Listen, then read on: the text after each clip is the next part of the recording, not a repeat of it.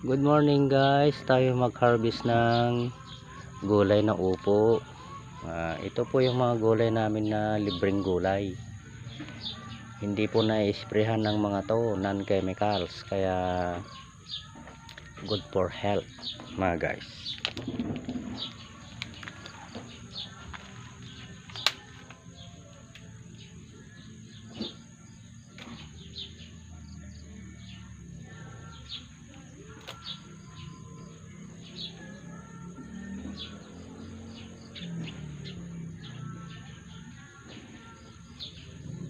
Guys, malaki.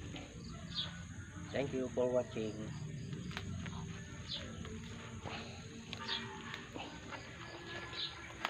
Laging tandaan guys, magtanim tayo para mayroon tayong aanihin.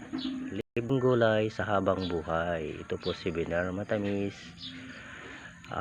Merry Christmas and a Happy New Year. Thank you for watching.